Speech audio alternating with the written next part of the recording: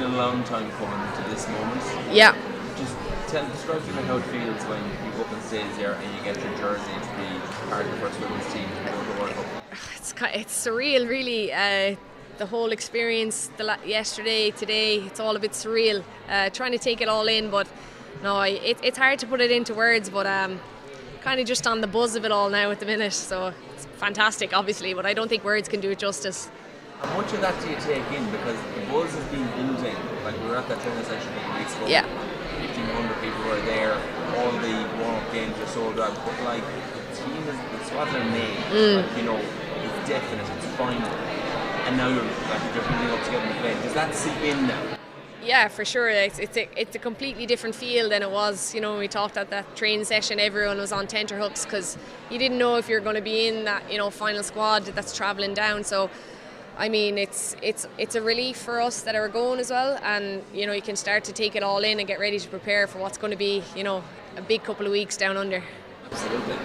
Obviously, look, there's a little bit of regret, but continued sadness because some players aren't going.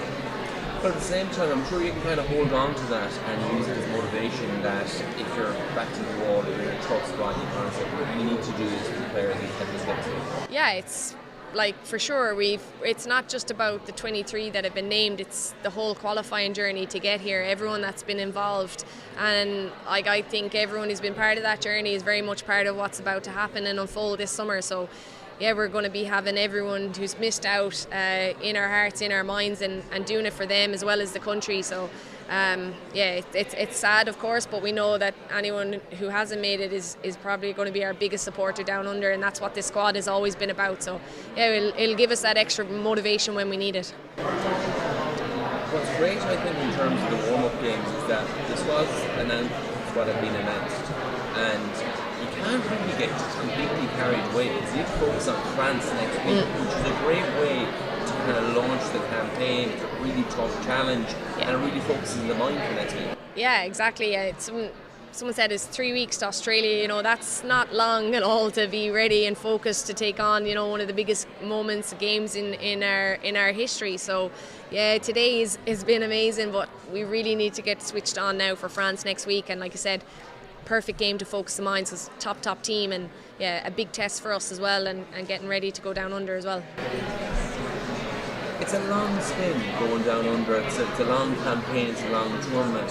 Tell us a little bit about the environment within the group, the culture in the group, the relationships you have, and how you feel that's going to stand to you on a long tournament. It's probably, you know, one of our strengths in terms of as a group. It's a tight group. It's some big characters in there as well, and definitely not going to be short to any crack or a few laughs. So yeah, that's going to be vital, I think, and like I said, it's going to be long travel, a long tournament together, so I'm sure we'll annoy each other at times, but no, we've big characters in there, and definitely easy on the laughing stakes. So yeah, you couldn't ask for a better group to travel with. You couldn't ask for a better game to kick things off, playing the hosts in the opening game of the tournament, 80,000 seat stadium sold out. Like, it's absolutely amazing. Yeah. How big is that to launch this World Cup and in the hearts and minds of Irish people to get the focus on it immediately? Yeah, huge. I don't think you could have, you know, dreamt it really, to the first venue being sold out, and then now the second venue, 80,000 sold out. So a lot of Irish there as well that are going to be supporting us, so it's not going to be just all Australia in that venue, so that's going to give us a good, you know, motivation to go there and do them proud as well as everyone back home. So yeah, I think everyone can't wait for it. Basically, it's going to be a massive moment. Yeah, and everyone's excited, definitely, in the team to just get there and be ready for it. In terms of getting to the World Cup, obviously, look, this is dream stuff, going to a World Cup. Like, there's a reality to it that, like, you're going to be well able, if you play to your high potential, to compete with these teams, to get out of the group. That's obviously the absolute intention. How do you go about doing that? What's the key to getting out of the group? I suppose, you know, it's a tough group. Yeah, some have called it the group of death. In terms of getting out of the group, you have to go one game at a time. It's as cliche as it sounds, but it would be great to get off to a good start against Australia. But ultimately, it's not the end if it doesn't either. So, I mean, who knows? I think that group, anyone could take points off anyone, and that's going to make it extremely tight. You know, I wouldn't say there's, apart from, you know, Australia are the host, so they have the favourites tag, but yeah, you have Canada and Nigeria and the pedigree that they come with, and then I don't think they'll fancy playing us either. So yeah, I don't think anyone has a clear path, and basically you're just going to have to go one game at a time, and that's very much what we'll be doing. And since Vera took over, she pitted you against higher ranked teams, tough teams, to bring you up to the standard. So obviously, she's almost, her whole trajectory has prepared you to play teams that are ranked higher, but to beat them to get out of the group. Yeah, it's like I said, it's been perfect preparation. You have to go and be able to hold your ground against the top ranked teams and be able to compete and even get a win against them, and everything up to this stage has been the best possible preparation in order to be able to try and compete and beat those teams and get out of the group.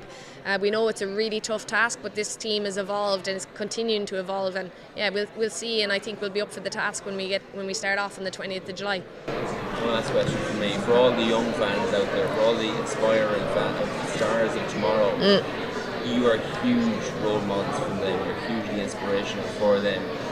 How does that feel to be the people out there leading the way for the next generation? Amazing. It's what it's all about. Seeing all the young kids looking up, smiles on their faces, green jerseys, the pride that they feel looking at you, and then equally us looking at them and the joy that we're going to bring and are bringing to them. So yeah, fantastic for us to be role models, and yeah, we can't wait to represent everyone once the tournament starts.